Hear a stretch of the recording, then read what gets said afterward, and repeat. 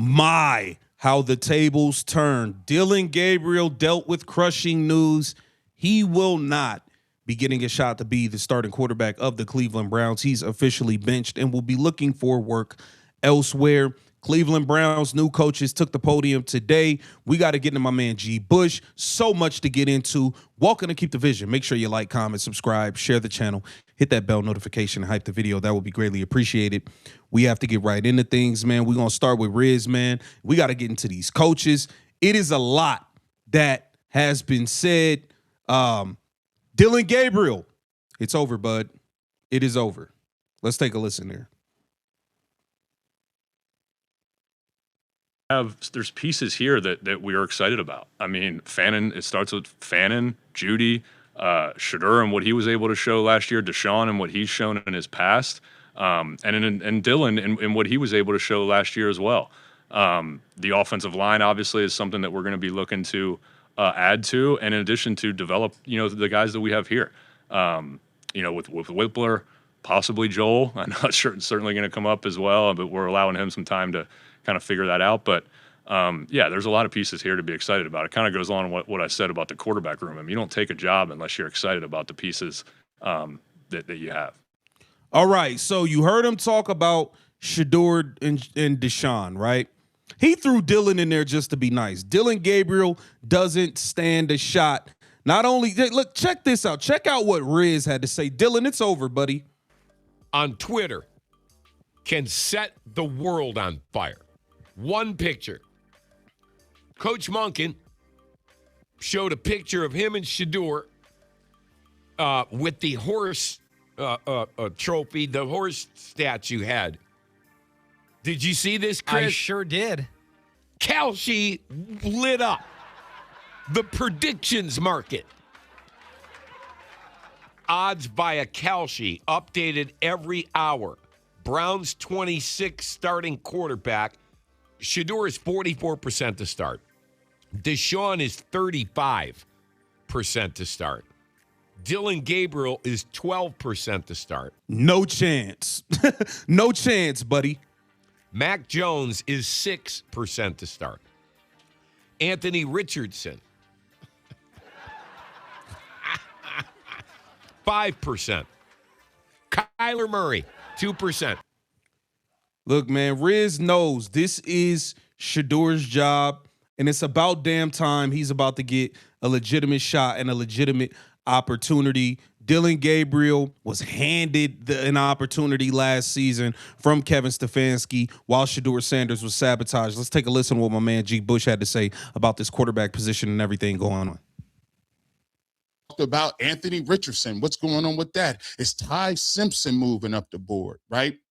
But today is a very important episode right now. If you're in the building, hit that like button.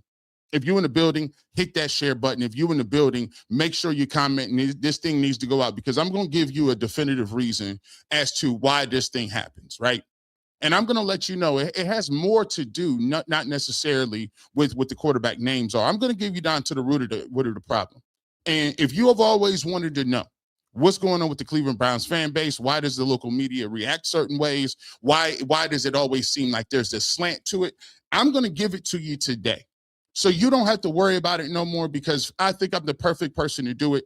I've been in this game since, I grew up in the area. I've been a Browns fan, and that's one of the things I can say that a lot of people can't. I've been a Browns fan watching this team since I was young. I've been in the industry. I was one of the forefathers of the internet movement when it comes to making blogs on YouTube. I've done it. I've worked for the Browns radio network. I've done it at all different levels. And I think that I've come to a conclusion as to why we are the way we are. And this is going right. It says, where will Kyler Murray land? The Minnesota Vikings. It's a win now and what Kyler Murray wants to be looking at, right? So let's talk about this.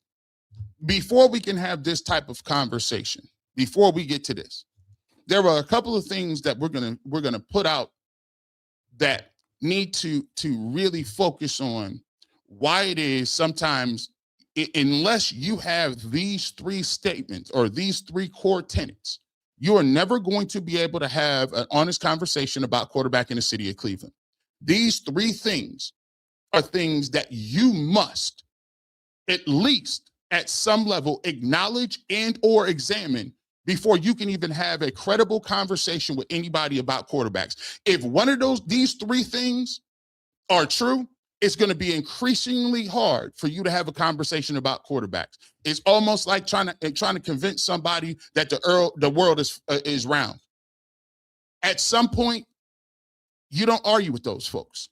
It's like saying, it's almost like saying, how do you prove something to somebody who is willfully ignorant? I'm not going to be arguing every day with people about whether the earth is round or flat, because you need a certain basis of reality for you to even be competent. So let's get to this. These are three things that you must consider. And there's a lot of people who don't consider these things when it comes to having an honest conversation about the quarterback before we get to any of this. Premise one. Let me pull this down. Let me see. Premise one. Stefanski was the main issue. There are a lot of people in the industry who got their information from Kevin Stefanski, got all of their inside information from Kevin Stefanski. He gave them what they wanted to hear, what they were doing, and he'd been here for 6 years.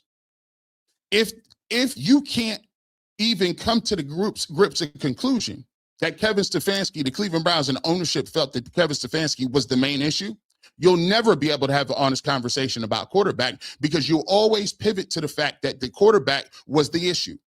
You'll say Andrew Berry was the issue, or it was the quarterback was the issue, or the talent was the issue. If you don't come to the conclusion or even acknowledge that Kevin Stefanski could have been the main problem with this team, you'll never have an honest conversation about quarterback. You'll always continue to do what people do. Believe because you just dialed in on quarterback, then you're never going to be able to have an honest conversation about quarterbacks, period. Because you have an out-of-date, unrealistic approach about the game of football in general, not quarterback. You don't understand the minutia of the other things that work in concert to having a good quarterback.